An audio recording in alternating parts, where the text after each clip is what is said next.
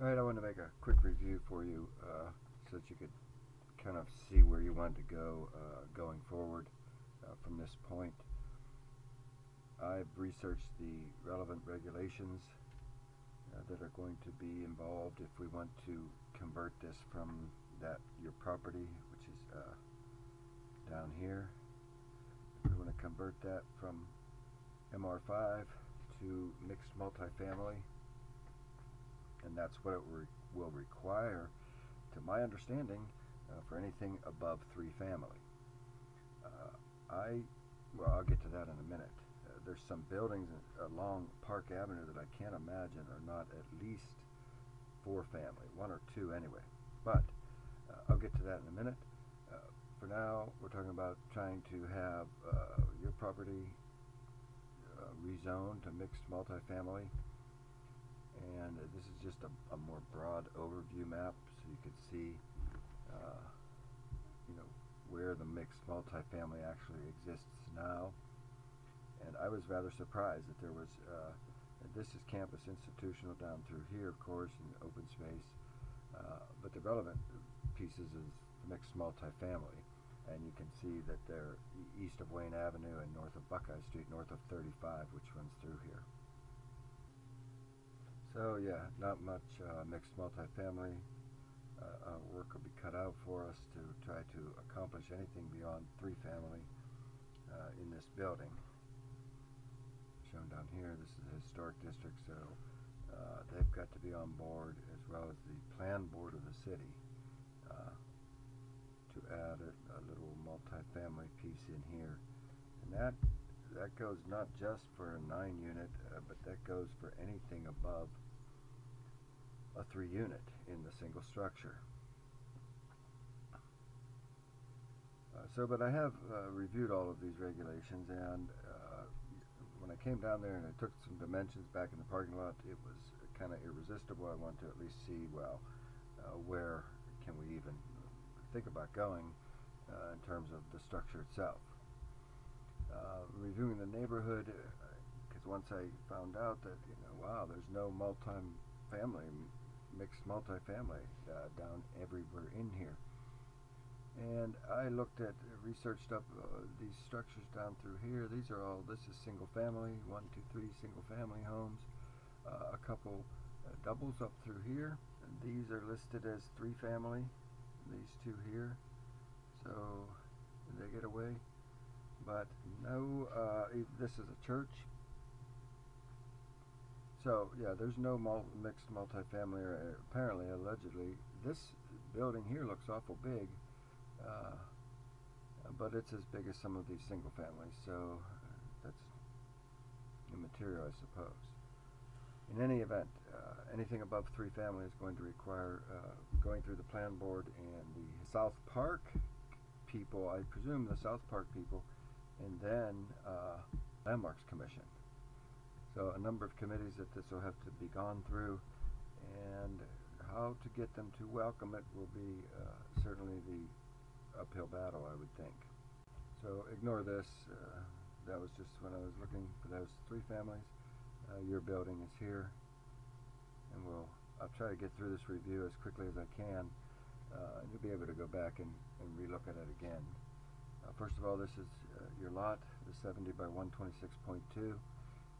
Presumably this fence has not been allowed by any kind of recorded instrument, so my guess is that in the best case scenario, that goes away, and we have this area here to work with.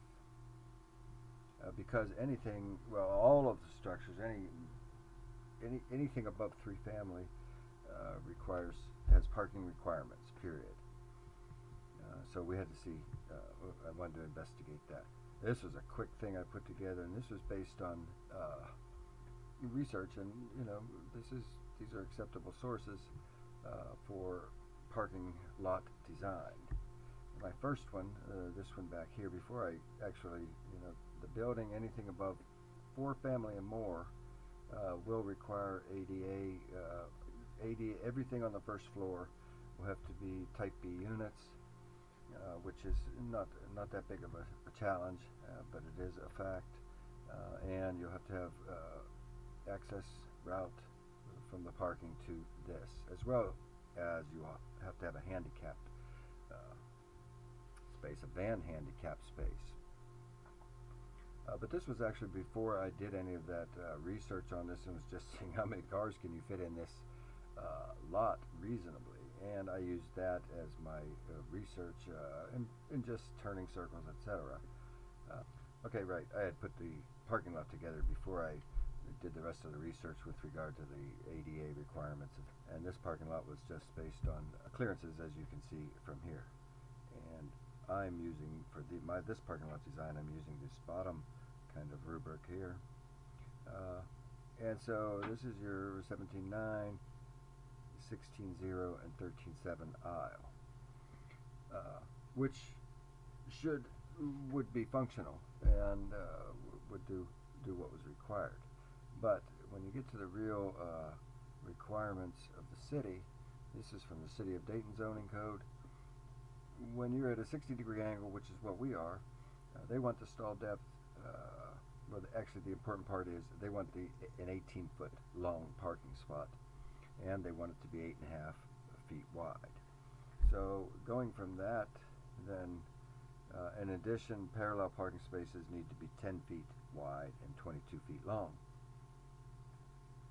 So putting that into the mix, now we have the ADA requirement, van accessible parking with the 5-foot aisle. Now, this is a close call, but this should do it. Additionally, this is a little bit here because the front of this parking spot is coming in front of the back of the building by a couple feet. But this is squeezed in here, and now what we have here is, remember, Dayton wants an 18-foot space. There is room for a 16-foot space and a 13.9 aisle. So while I'm satisfied that this was a doable thing and would be functional, this was put together using, in addition to those other sources, for this Grand Caravan. It has a turning radius of 19.5, 39-foot curb to curb. So these are the same 19.5 turning radius circles, and we'll run through a quick traffic flow situation here.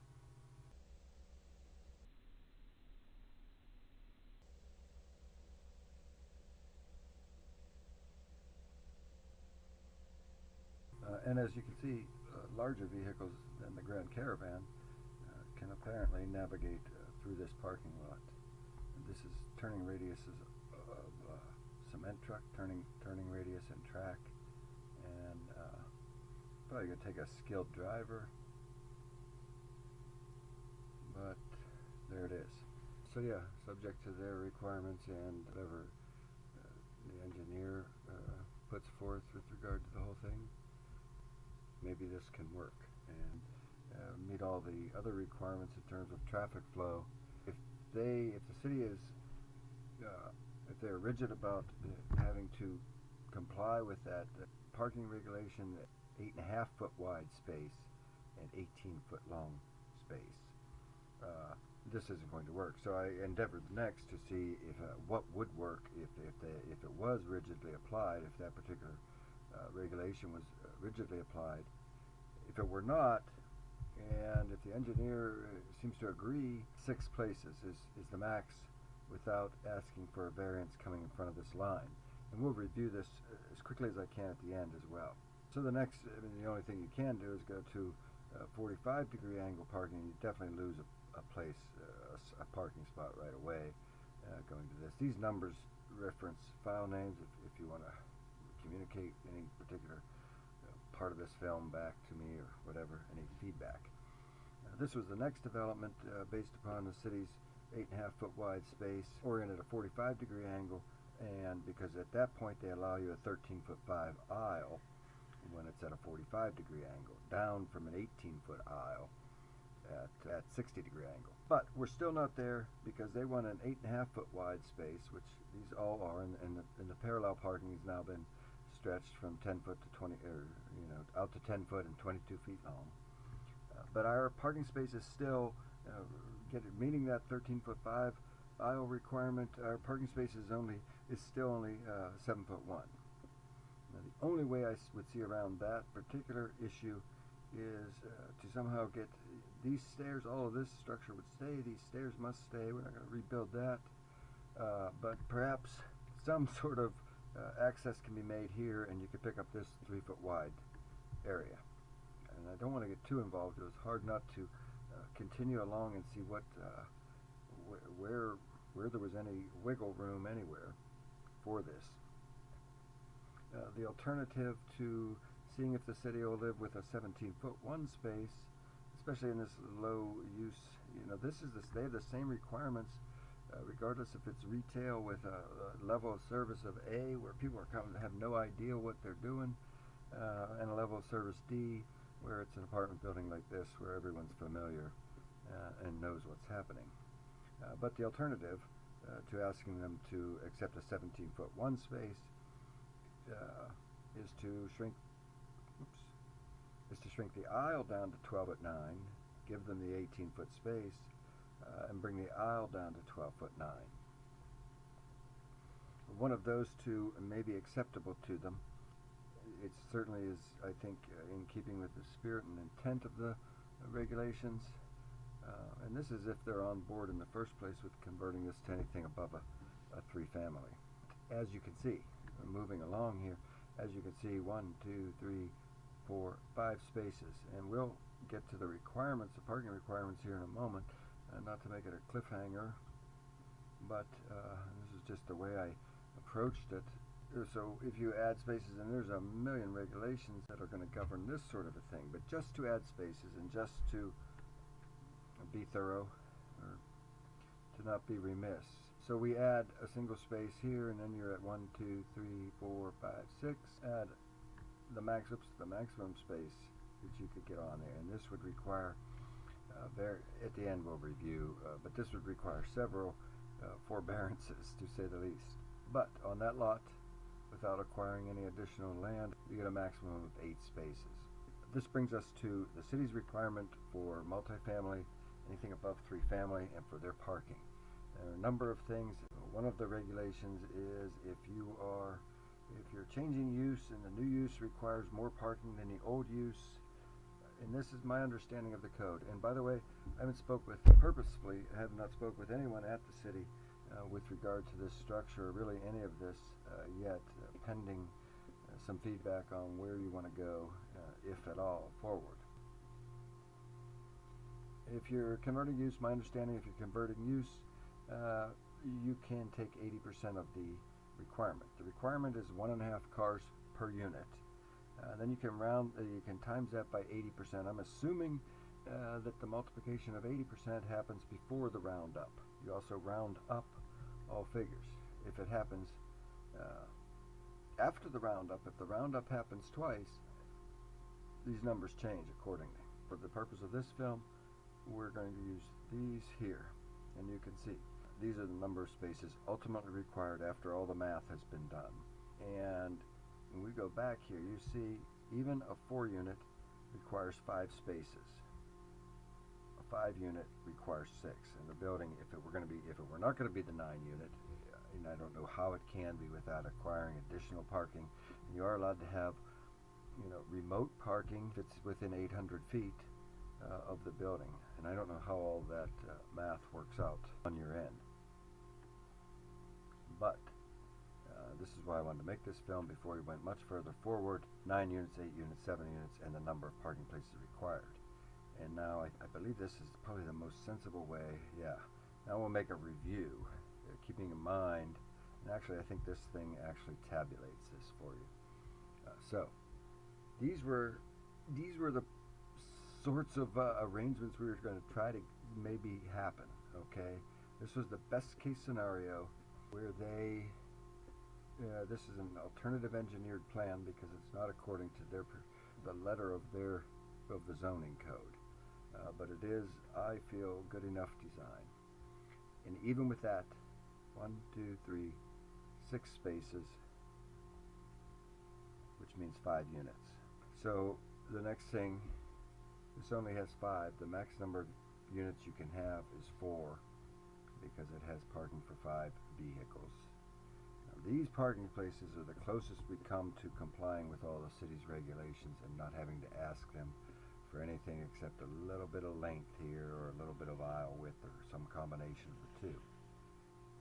Obviously, the first of these requires a variance at the parking vehicle length, and the next alternative requires a variance at the aisle width, or an acceptance that that's okay at the aisle width. In any event, either of those two plans still only allow you a maximum number of units of 4. So even to get a 5 unit, which would make the next sense after 9, you would need a variance first for either aisle width or vehicle length. One of those two, you would need that. Additionally, you would need a variance for the parking space that's in front of the back of the building in the side lot instead of the rear lot. That would get you 5 units in the building.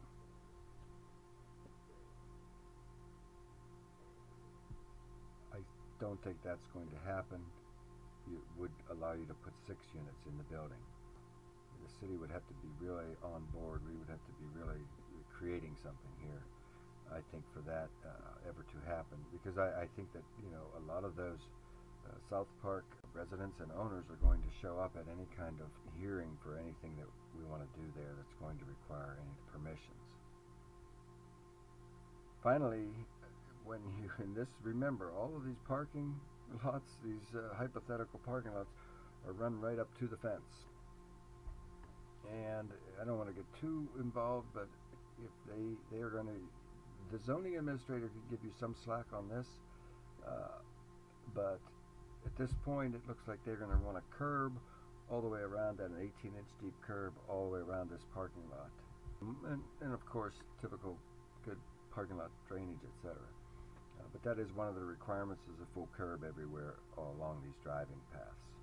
And I would think that they would definitely still want it through here and here. Whether they'll want it all the way around the perimeter, I don't know. But without stretching this out beyond what's necessary, getting to this from their zoning code, this setback here could be an entire stopper of everything. This is mature multifamily, MMF, and that's what we're trying to go to for anything above 3 family. And when the lot line abuts a residential district, they want your setback 10 feet, and I'm assuming that means from the rear, because the setback from the public street and right away, I've got the alley correct. Setback from there is 24 feet from the opposite edge. But this was something that came up at the very end, and I'm like, well, I don't know. If they want 10 feet off of that rear line, particularly if they want another 10 feet off the other line, then nothing will happen. As I said, I've not been in touch with them because just to preserve everything until you decide which way you may or may not go forward with this. 5. Yes, to get to 5, you've got to get that last one to get to 5. Otherwise, it's 4. So, let me know. I look forward to anything that we're going to end up doing there for sure. And I'm ready to go when you say so.